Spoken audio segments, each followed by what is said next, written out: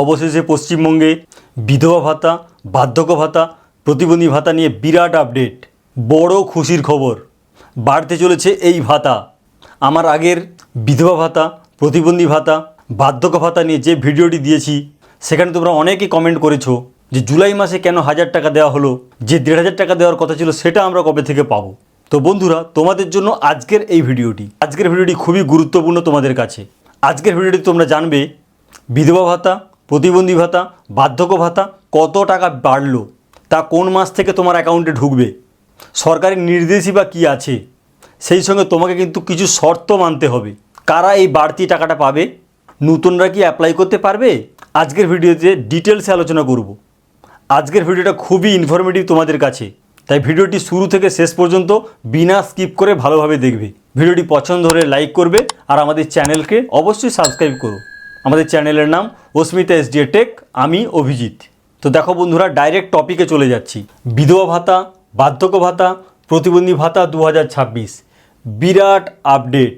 এটা একটা সত্যিকারের একটা বিরাট আপডেট, খুশির খবর। সেটা একটু পরেই তোমরা বুঝতে পারবে কেন এটা খুশির খবর। দেখো লিখেছি শর্ত, এখানে কিন্তু কিছু শর্ত তোমাকে মানতেই হবে। বাড়ছে ভাতার পরিমাণ, এই 3 ধরনের ভাতার পরিমাণ কিন্তু অনেকটাই বাড়ছে। এইবার দেখো সরকারি নির্দেশ কি।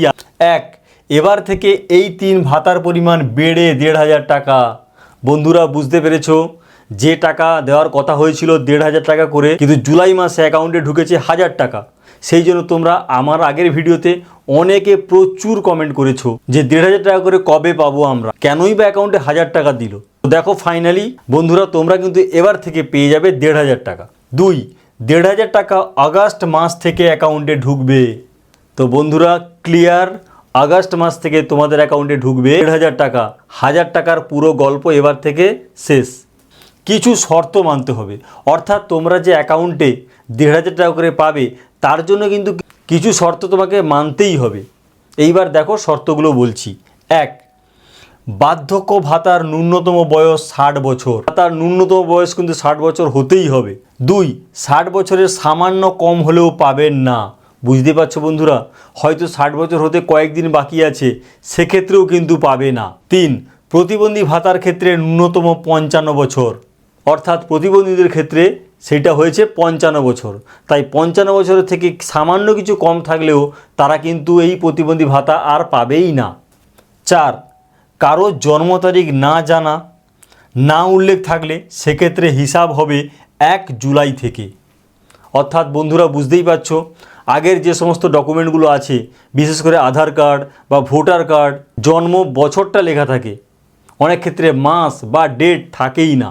তাহলে সেই ক্ষেত্রে যেখানে জন্ম তারিখ লেখা থাকবে না তাদের ক্ষেত্রে কিন্তু স্ট্যান্ডার্ড ধরা হবে 1 জুলাই, অর্থাৎ ক্যালকুলেশনটা শুরু হবে 1 জুলাই থেকে। 1 জুলাই থেকে আজ পর্যন্ত 60 বছর হলে তাহলে তুমি হবে, আর যদি 60 বছরের কম হয়ে যায় তাহলে কিন্তু তোমার নাম বাতিল হয়ে যাবে। 5, জন্ম মাস না জানা থাকলে মাসের 16 তারিখ ধরা হবে।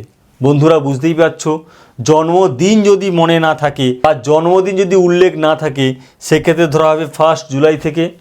আর জন্ম মাস যদি কারোর না মনে থাকে তাহলে 16 তারিখটাকে ধরেই কিন্তু হিসাবটা হবে। 6, রাজ্যের বাসিন্দা হতে হবে আবেদনকারীকে। এটা একদম ফার্স্ট থেকে ম্যান্ডেটরি করা হয়েছিল যে 3 রকমের ভাতা পেতে গেলে কিন্তু রাজ্যের স্থায়ী বাসিন্দা হতে হবে। 7, অন্তত টানা 10 বছর স্থায়ীভাবে বসবাস করতে হবে। অর্থাৎ বন্ধুরা এইখানে কিন্তু নিয়মটা একটু আগের থেকে সহজ হয়েছে। আগে পরিষ্কার বলা ছিল পশ্চিমবঙ্গে যেন পার্মানেন্ট রেসিডেন্ট হয় তাহলেই পাবে, কিন্তু এবার কি বলেছে, রাজ্যের বাসিন্দা হতে হবে, এইটা ক্লিয়ার। কিন্তু টানা 10 বছর স্থায়ীভাবে থাকলেই সে কিন্তু 3 রকমের ভাতা পেতে পারে। 8, আধার কার্ড, ভোটার কার্ড, ব্যাংকের পাসবই, জেরক্স, এইগুলো কিন্তু তোমাকে জমা দিতেই হবে। এই 3 রকমের ডকুমেন্টস, আধার কার্ড, ভোটার কার্ড, ব্যাংকের পাসবই। কারণ আধার কার্ড, ভোটার কার্ডের সাহায্যে ভেরিফাই হবে এই ক্যান্ডিডেট পশ্চিমবঙ্গের স্থায়ী বাসিন্দা কিনা। আর ব্যাংকের পাসবই তো ডিবিডি লিঙ্ক না থাকলে অ্যাকাউন্টে টাকা ঢুকবেই না। ডিবিডি লিঙ্ক ম্যান্ডেটরি, যেটা আমি এইমাত্র বললাম। এই 3 ধরনের ভাতার টাকা অ্যাকাউন্টে ঢুকতে গেলে কিন্তু ডিবিডি লিঙ্কটা মাস্ট।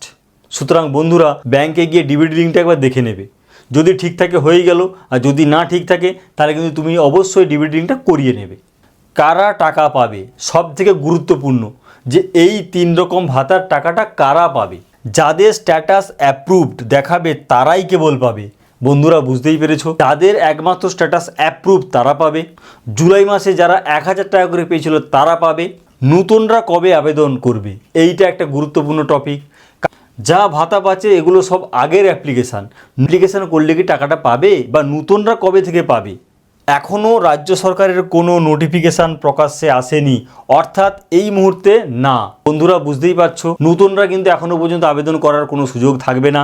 তবে তোমাদের এলাকাতে যখনই জনকল্যাণমূলক শিবির চালু হবে, তার মানে তুমি ধরেই নেবে আবার নতুন করে অ্যাপ্লিকেশানটা শুরু হয়েছে।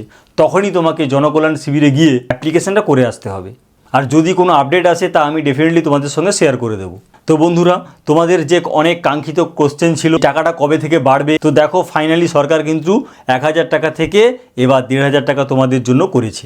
এটা একটা সত্যিকারের বিরাট নিউজ, এটা সত্যি খুশির খবর। তো যাই হোক বন্ধুরা, আজকের ভিডিও যদি ভালো লাগে অবশ্যই লাইক করো, আর আমাদের চ্যানেলকে অবশ্যই সাবস্ক্রাইব করবে। আর যে কোনো ট্রেন্ডিং টপিকের আপডেট পেতে হলে আমাদের চ্যানেলটিকে সাবস্ক্রাইব করতেই হবে। আজকের ভিডিওটি এই পর্যন্ত। Thank you.